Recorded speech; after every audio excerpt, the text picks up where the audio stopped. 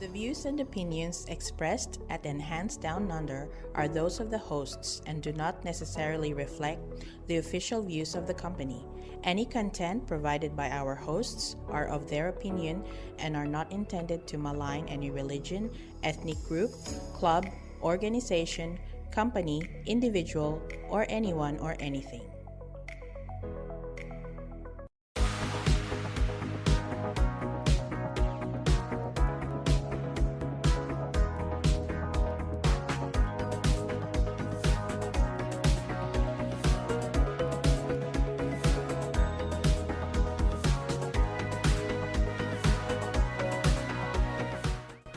Welcome to Enhanced Down Under. This is the official podcast of Enhanced NT. My name is Carol and I am a registered migration agent.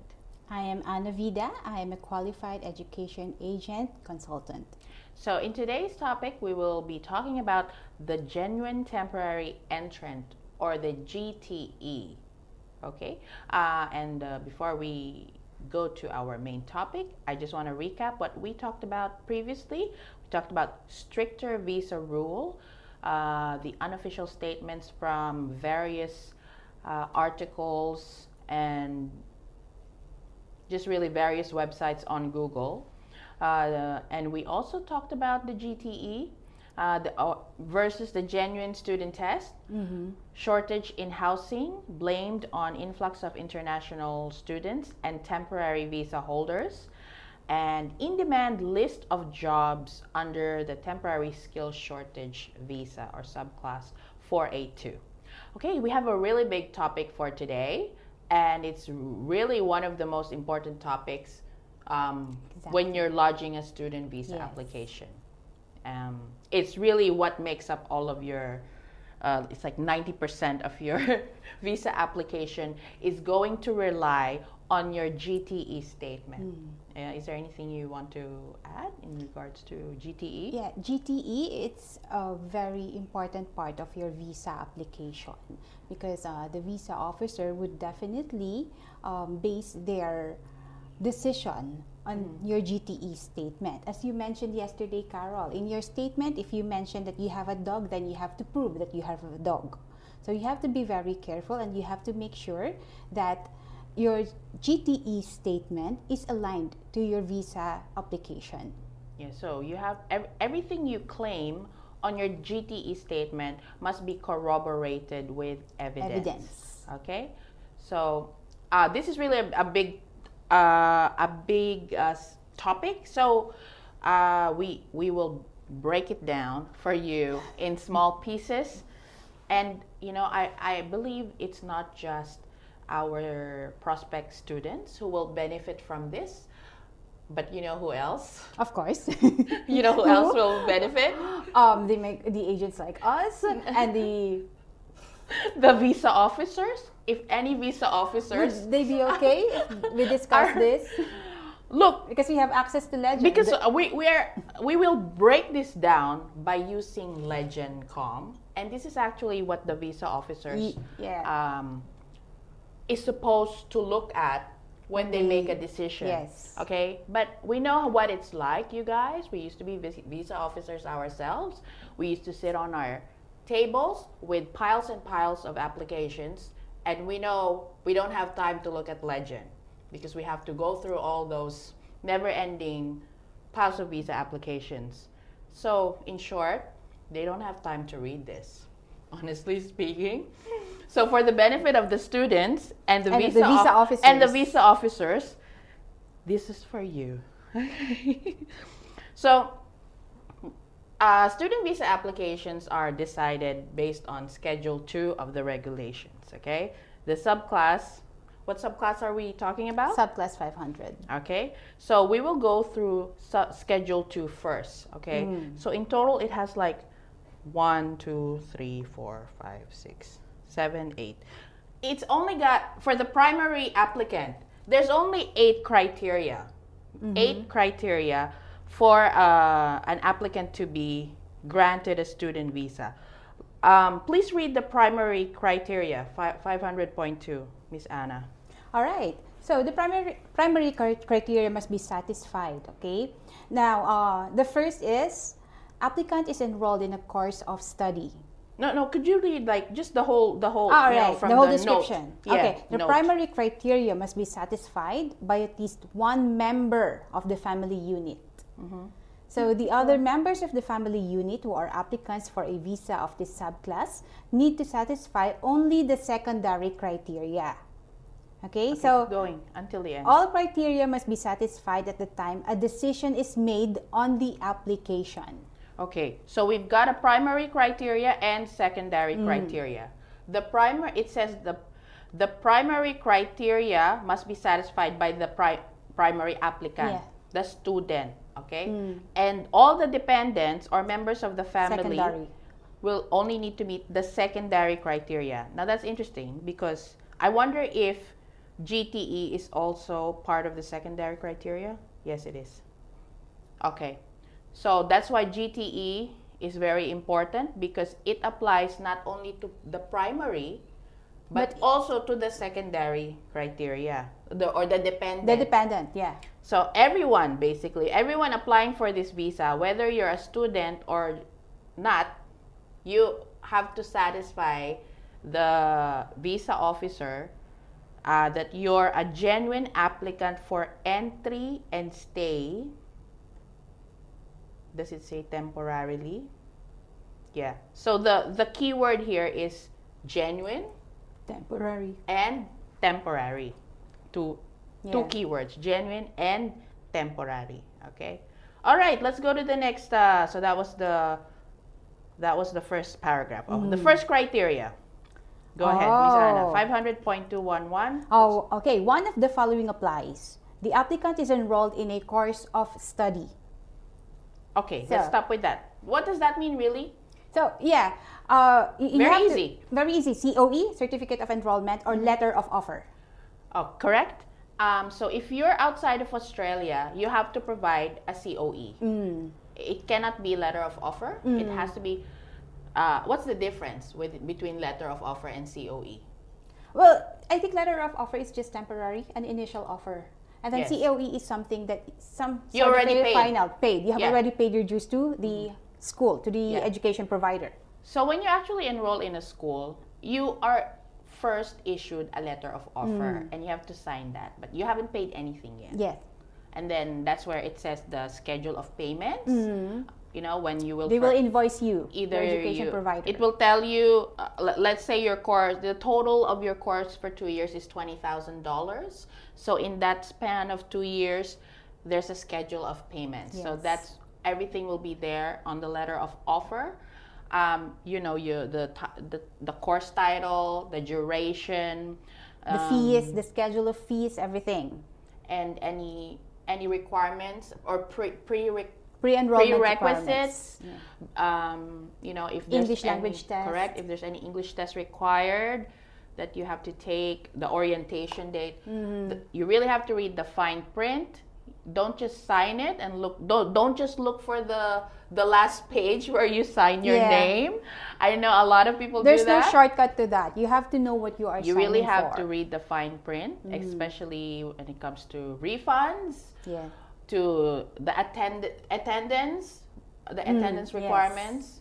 You know, any late or Late absences. payments, even the late payments, it's Yeah, late also payments. included there. So please do read the fine print and ask your agent to explain them to you.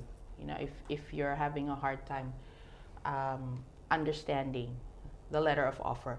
And once you've paid the deposit Or the initial prepaid, payment, yeah. the required minimum deposit, then you will be issued the COE or Certificate of Enrollment. Okay, so that's the main thing with the first criteria. So we're in the first criteria. If the application is made in Australia, okay, we don't have to read the others. all the Okay, it rest. doesn't really up. So let's go. You want to read the second criteria, and I'll just make a comment All right. after you read The second. next is the applicant is a genuine applicant for entry and stay as a student because. Okay, we'll stop there. So most applications are already refused on the second criteria alone. Usually they satisfy the first criteria. Yeah. It's So always we're a not check. even in finances yet. So actually, I haven't seen a refusal about finances in a long time, because it's not even an issue anymore. Everything. If you're going to check the document checklist tool, financial evidence is mostly not included in the requirements of HTA. Yes, correct. Because financials are normally required for schools that have a lower, not a lower, a higher risk, refusal. higher risk rating. It's not a higher refusal, but it's a higher risk rating. So it means some schools or colleges are given risk ratings by the Department of Home Affairs, and I don't know how they conduct that, to be honest. But I have an idea how they do it. My idea is that they collect data of all the students a certain school has accepted, and basically they check each student, like who completed their courses as declared in the application, or who have transferred within 6 months or less, or even less, or who that's already a red flag if you transfer courses below 6 months. So I've never done. I used to be an integrity officer, but I did do something like that. I did do something like that as an integrity officer, and it's very time consuming, because this is what I did as an integrity. I don't know if they still do something like that, but yeah, we have this spreadsheet of all the applicants for each school. And so basically we spot any trends, like, how many students here transferred within 6 months, okay, and then this school, how many like completed everything, without any. So basically, those who have good records. Yeah. So I guess that's how you get if you're a college and you don't have a lot of students who complete until the end, then your risk rating will go up. Because that means. So, and then when your risk rating goes up, immigration wants to see more documents for student visa application. And if you don't provide those documents, the refusal is very much likely. Okay, so that's where.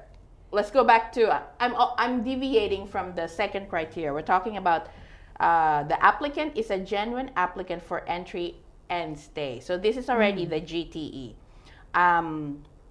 So there's 3 things that they're looking for in this. How do you prove that you are a genuine applicant for entry and stay? So there's A, B, C. What's letter A? Letter A, the applicant intends genuinely to stay in Australia temporarily, having regard to applicant's circumstances, applicant's immigration history, applicant is a minor, or any other relevant matter. So that's number 1 for letter A. For letter B, the applicant intends to comply with any conditions subject to which the visa is granted, having regard to the applicant's record of compliance with any condition of a visa previously held by the applicant, and the applicant's stated intention to comply with any conditions to which the visa may be subject, and C, any other relevant matter. Okay, so those are the 3 things you can that you have to meet in order to satisfy the GTE. So, like I said,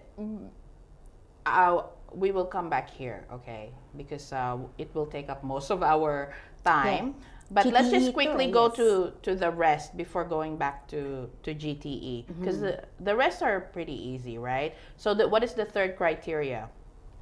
Oh, okay, here. If required to do so by the minister in writing or by use of a computer program available online at any time, the applicant gives to the minister evidence that the applicant has a level of English language proficiency that meets the requirements specified in an instrument under paragraph.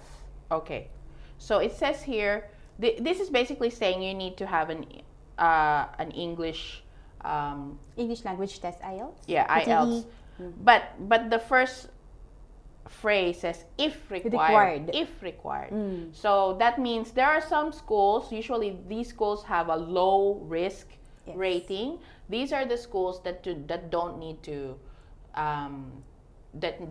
submit an English test. Okay? Some of our partner schools, they have this in-house English test.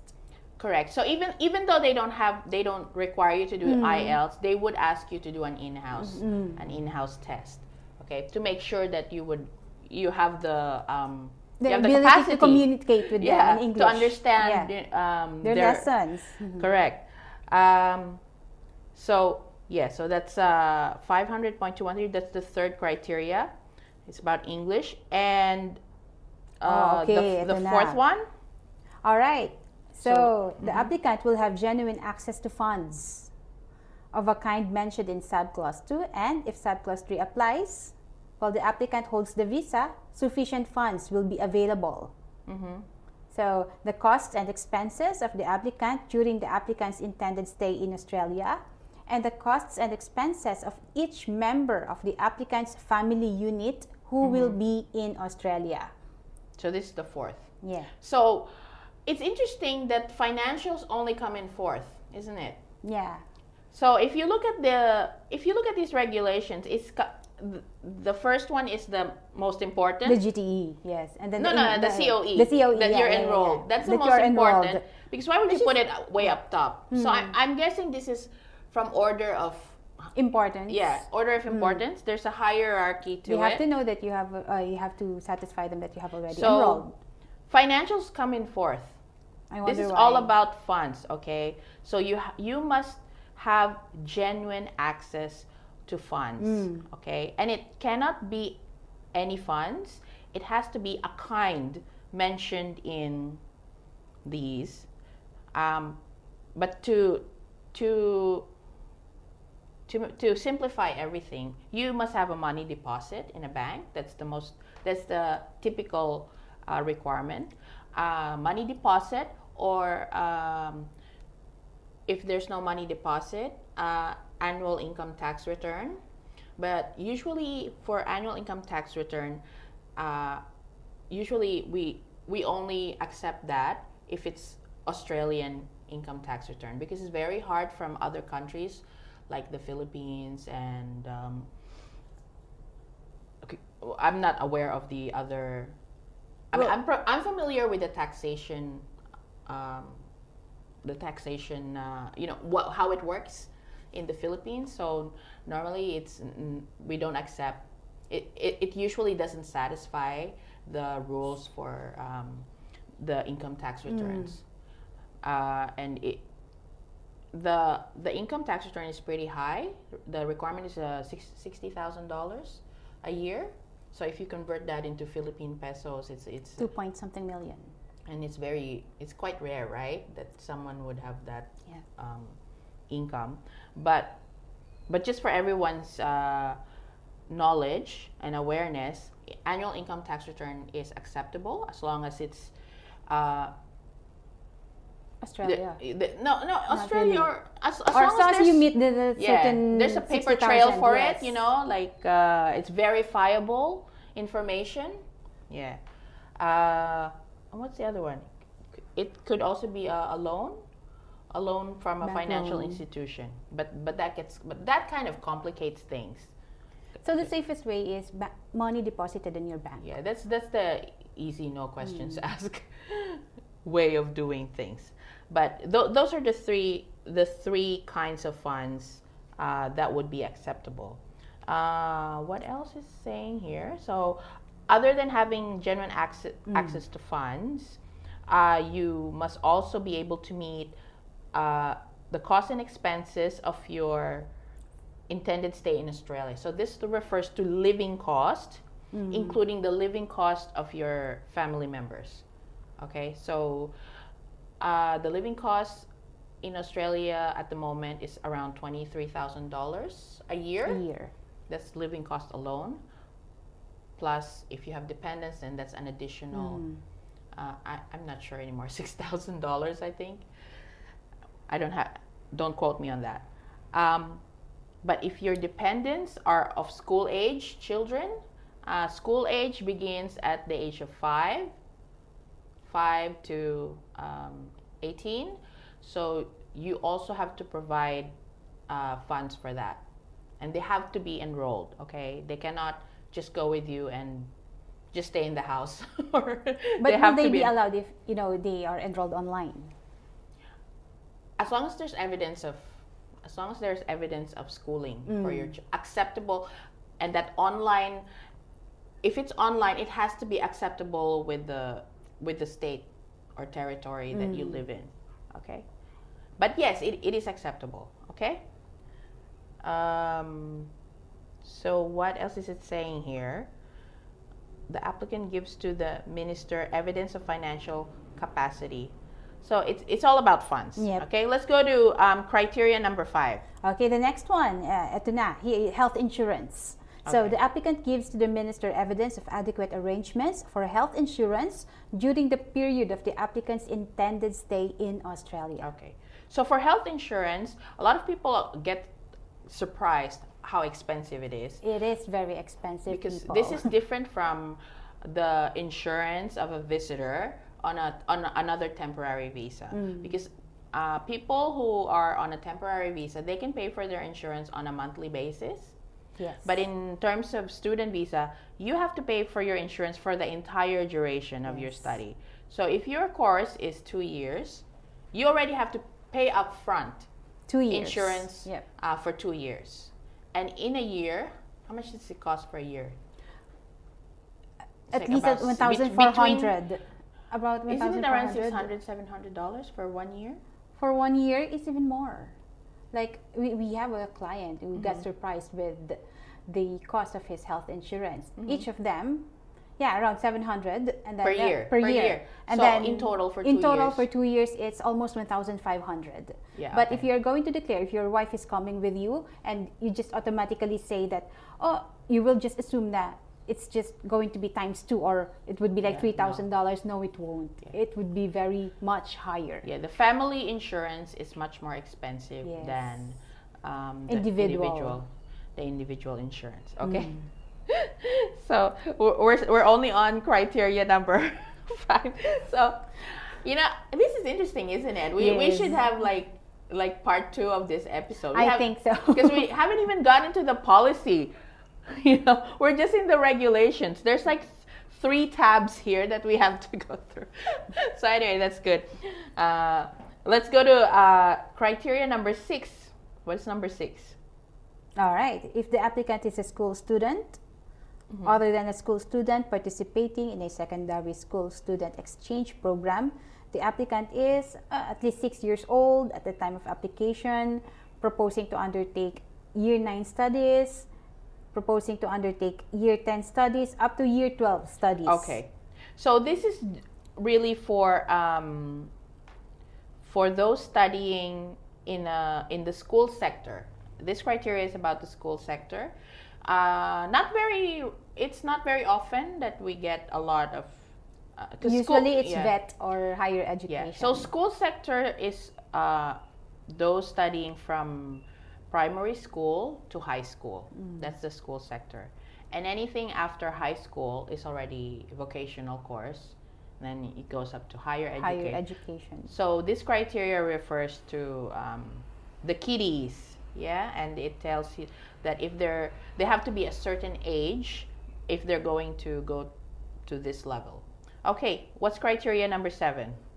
Okay. We this really is don't all get much. The applicant satisfies public interest criteria. So this is all about health, character, that you're not going to create havoc. You're not going to. It's But you're not going to. Well, they're very particular in health here. Particularly. well, not just health, but health but and your character. Like so you have to provide evidence. Yeah. That So they want to make sure you're not that, going to be you're a not nuisance. and you're not part of certain groups of people that will create hate or violence to the community. So this is where they look it's like, at. in the Philippines they say good moral character. Yes, that's correct. So yeah, we don't need to spend so much time on this one because it's like the last part. Yes. And finally, what's the eighth criteria? For the primary criteria. The applicant satisfies special return criteria. 5001, 5001, 5002, 502 up to 5010. So this is if you've been to Australia before on other visas or student visas, any other visas. So they will check your immigration history. So basically they check your name and see if you've applied before, and then they're gonna see, did you comply with the previous visa? What did you do? So that's special return criteria. Okay. So now let's go back. So we mentioned all of the 8 criteria. Do we go back to the GTE now? Yeah, I think we can. Well, just before that, the next one is about the secondary criteria. So For the dependent. yeah, let's just quickly go through it. So it says here that the applicant is a member of the family unit of the person who holds a student visa. So this means you can bring your wife or partner, you can bring your children. Your children. Yeah, your spouse and children. So you cannot bring anyone else. Okay, that's what member of the family unit means in terms of student visa. Okay, it can mean other things for other visas, because in some cases you could bring a relative, but in this case it's only a spouse and children. Okay, so before a dependent can be granted a student visa, the primary applicant's visa has to be granted first. Okay. What else are they saying here? There's really not much to it except that you have to prove that you're a family member, and that's by providing your marriage certificate or birth certificates. Okay. And if you're not married, you have to provide that you've been in a de facto relationship. You've been living Photos. together. Yeah, or even bank statements, joint bank statements, bills. Yes, that's under correct. your name. Yeah. So that's the first criteria for dependents. The second criteria again is about Hang on. GTE 500.312. Yes, the applicant is a genuine applicant for entry and stay as a member of the family unit of a person who holds a student visa, having satisfied the primary criteria for that visa, because the applicant intends genuinely to stay in Australia temporarily, having regard to the applicant's circumstances, again, the applicant's immigration history, and if the applicant is a minor, the intention of a parent or legal guardian, and any relevant matter. Okay, so even though you're a dependent, you still have to convince the visa officer that you will be a genuine temporary applicant. Okay, so each one will have their own, will be assessed according to their own merits. Okay, and then again, the third criteria is mentioned again. The applicant will have funds. genuine access to funds. Okay, so again, it mentions that. So it's kind of saying just because the primary applicant is granted, it doesn't automatically mean that the dependent will also be granted, because it's talking about GTE and funds specific to the dependent. Yeah. Again, number 4, I'll just mention it. Health insurance again is mentioned. So same as the primary applicant, you have to have a health insurance. Okay, and number 5, if you are school age, then it says here, the applicant gives to the minister evidence that adequate arrangements have been made for the education of the applicant in Australia. So going back to what your question before, is online study acceptable? Well, it says here that as long as you give evidence that adequate arrangements have been made for the education of the applicant in Australia, while in Australia. Yeah. But it doesn't say, oh, it has to be a public school. It has to be a private school. It doesn't say that. As long as you have Adequate arrangements. The keywords. But in Australia, okay?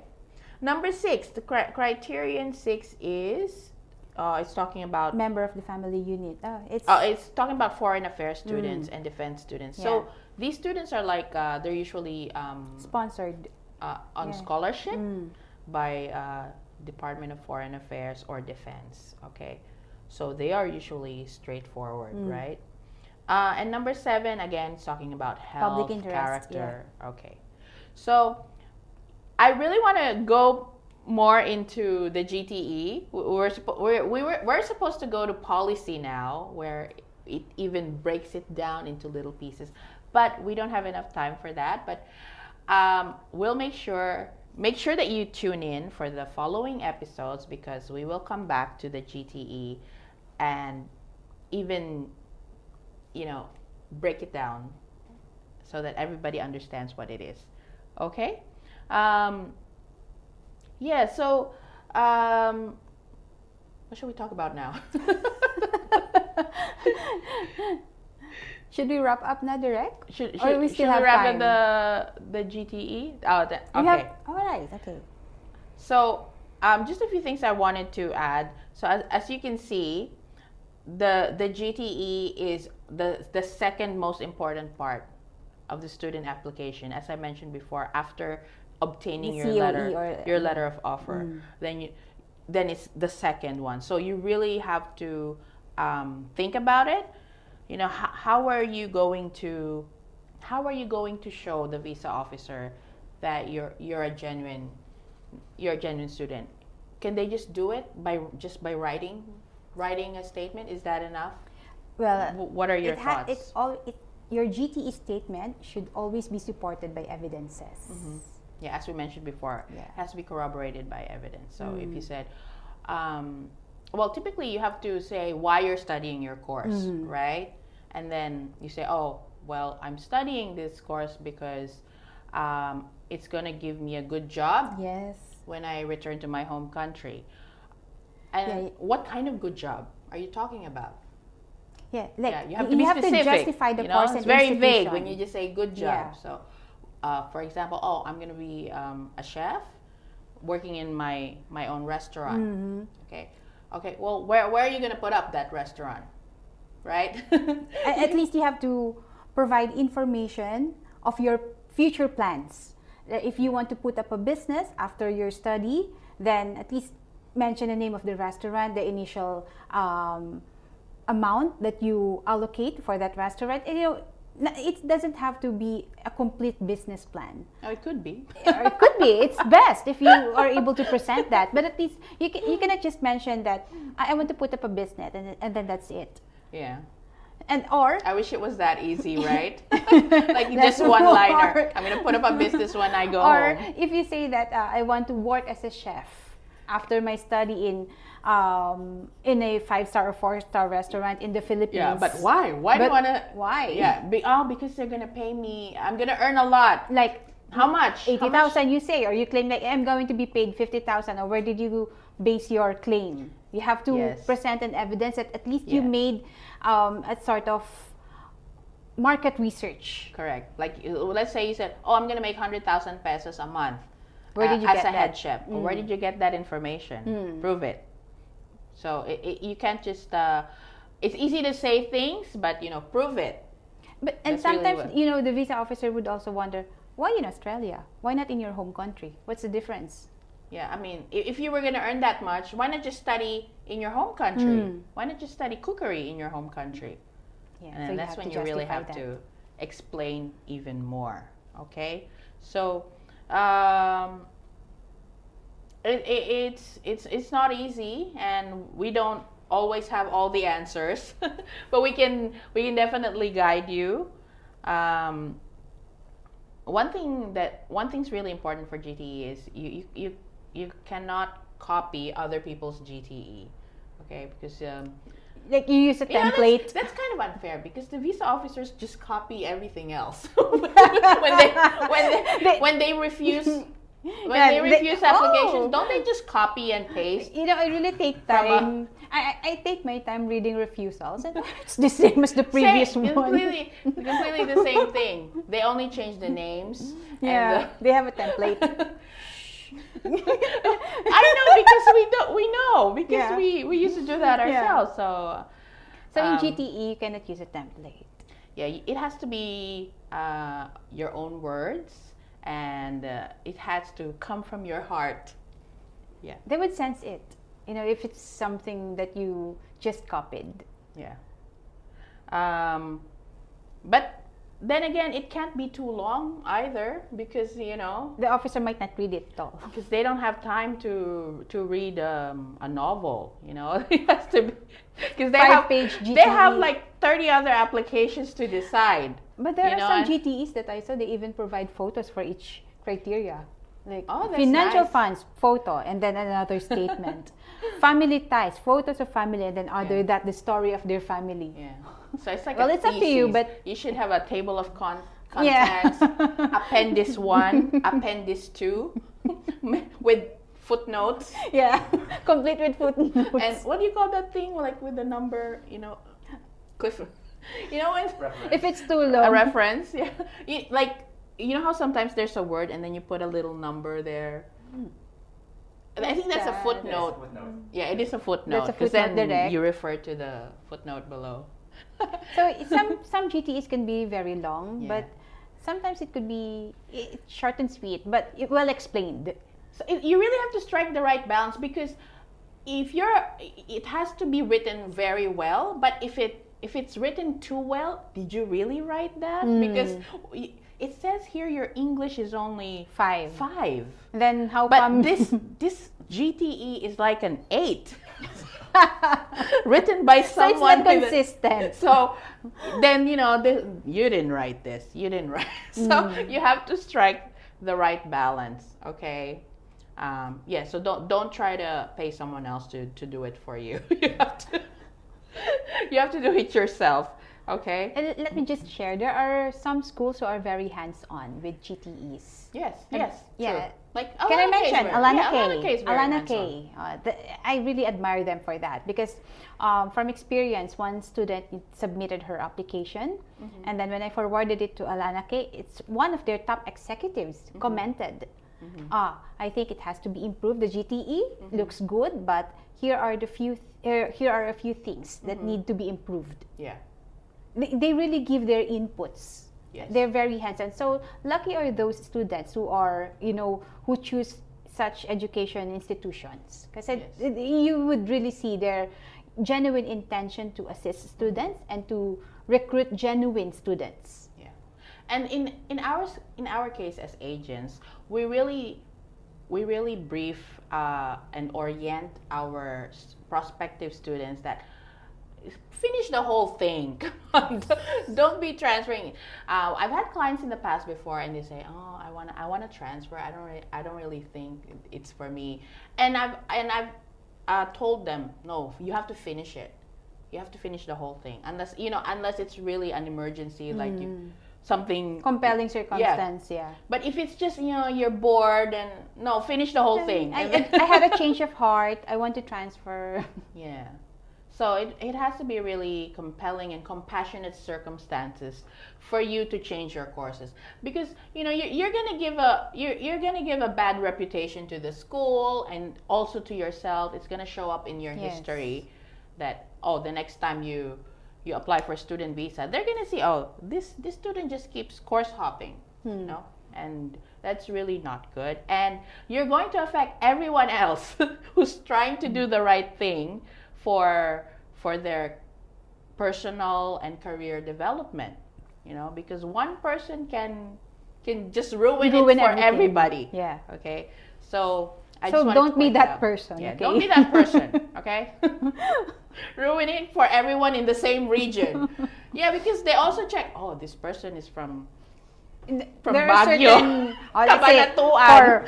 From Bulacan, people from Bulacan, they keep changing courses. Yeah. And what about those really good students from Cabanatuan who want to do the right thing? It's very unfair for them. Yeah. So everyone please. else gets gets a high risk profile just because of one person. It's unfair, isn't it? It's unfair. It is. But someone has to regulate how the system works. Someone has to do that job, and it's immigration's job to do that. Yes. So they are just doing their jobs. We can't blame them for it. Okay? So I would love to go into part 2 in our next episode, but that's all the time that we have for today. I hope you enjoyed what we've discussed. And if you have any questions, guys, please do comment. Don't be shy, okay? We're going to answer your questions. We don't bite. Okay, so thank you for joining us on this video podcast. Yeah, whether you're an international student aspiring to study abroad or a professional looking to work in Australia, it is essential to seek professional advice, stay informed, and embrace the opportunities that migration brings. And here at Enhance Down Under, we will help you choose the right path for your career goals. And remember, we are located on 590 Mitchell Street in Darwin, Northern Territory. Our email is skills@enhanceNT.com.au. You can ring us at 7979-2352. Please like, subscribe, and share our social media platforms. Up until next time, please follow us on YouTube, Facebook, LinkedIn, and Spotify.